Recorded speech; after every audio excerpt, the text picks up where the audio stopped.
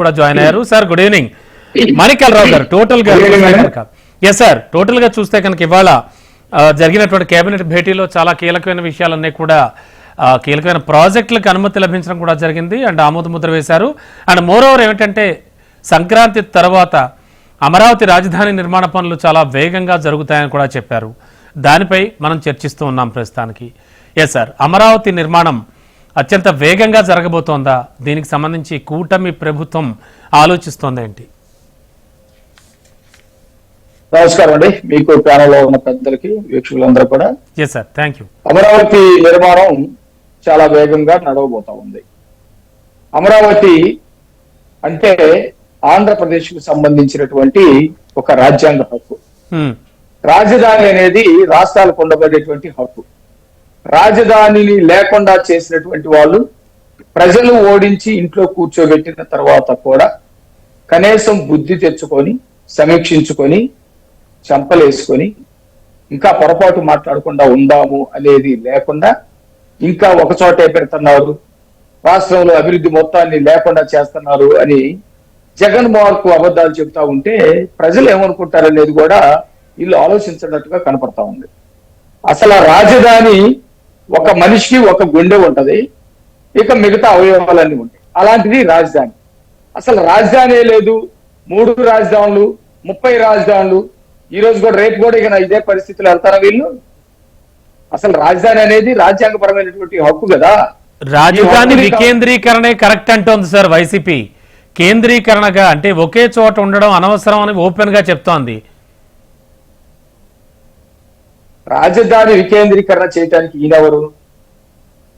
రాజధానిని వికేంద్రీకరణ చేయడానికి ఈయనెవరు? తప్పుడు పద్ధతిలో వెళితే అందుకనే వాళ్ళని కూర్చోబెట్టింది పక్కన. అభివృద్ధి వికేంద్రీకరణ చేయాలి. దేనిని వికేంద్రీకరణ చేయాలో దేనిని వికేంద్రీకరణ చేయకూడదో తెలుసుకుంటే మంచిది. భారతదేశంలో దాదాపు 28-29 రాష్ట్రాలు ఉంటే ఒక్కొక్క రాష్ట్రానికి ఒక రాజధానే ఉంటుంది. భారతదేశానికి కూడా ఒక రాజధానే ఉంది. కానీ వీళ్ళు 30 రాజధానులు చేస్తాం, 300 రాజధానులు చేస్తాం, నోటికి వచ్చిన దానికల్లా ఇది పరిపాలనా రాజధాని, ఇది న్యాయ రాజధాని, ఇది నేర రాజధాని, ఇది ఇంకొక రాజధాని అని చెప్పడానికి ఉండదు.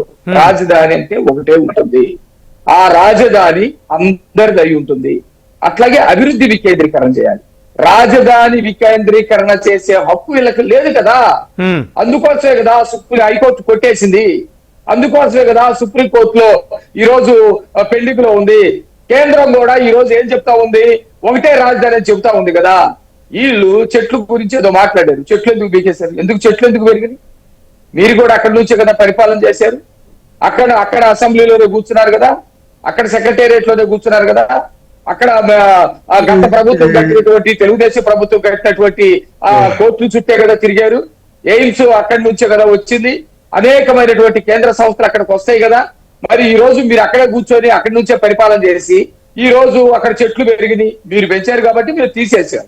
తీసేయటం గొప్ప, లేకపోతే చెట్లు పనికిరాని అని చెప్పేసి చెట్లు పందులు తిరిగాయి, లేకపోతే చెట్లు పెరిగాయి అని చెప్పేసి, లేకపోతే పనికిరాని నిర్మాణాలు పనికిరావని చెప్పడం గొప్ప? కాబట్టి వీళ్ళకి ఇంతవరకు ఒక ప్లాన్ లేదు, వీళ్ళకి మార్పు రాలేదు, వీళ్ళు పార్టీని సమీక్షించుకునేటువంటి పరిస్థితి లేదు. నెంబర్ 1. నెంబర్ 2, రాష్ట్రంలో అభివృద్ధి జరుగుతా ఉంది. శ్రీకాకుళం నుంచి చిత్తూరు దాకా అనేకమైనటువంటి ప్రాజెక్టులు, ఆ ప్రాంతంలో ఏ వనరులు ఉన్నాయి, ఎలాంటి ప్రాజెక్టులు పెడితే బాగుంటుందని చెప్పేసి ఆలోచిస్తా ఉన్నారు. వీళ్ళు చేత కాదు, వాలంటీర్లు లేకపోతే కుదరదు అని చెప్పినటువంటి సంక్షేమం ఈ రోజు గవర్నమెంట్ ఉద్యోగస్తులతోటే అందిస్తా ఉన్నాం.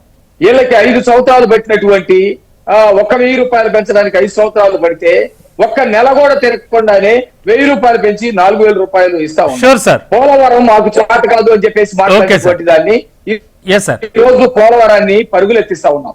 కాబట్టి పరిపాలన చేత కాని వాళ్ళ చేతికి పరిపాలన ఇవ్వటం వల్ల రాష్ట్రం ఏ విధంగా నాశనం అయిందో, వ్యవస్థలు ఏ విధంగా ధ్వంసమైనయో మనం చూసాం. కాబట్టి వీళ్ళు ఇక మార్పు చెందైనా మాట్లాడాల. మారకుండా మాట్లాడితే ప్రజల్ని క్షమించడం అనే సంగతిని గుర్తుపెట్టారు.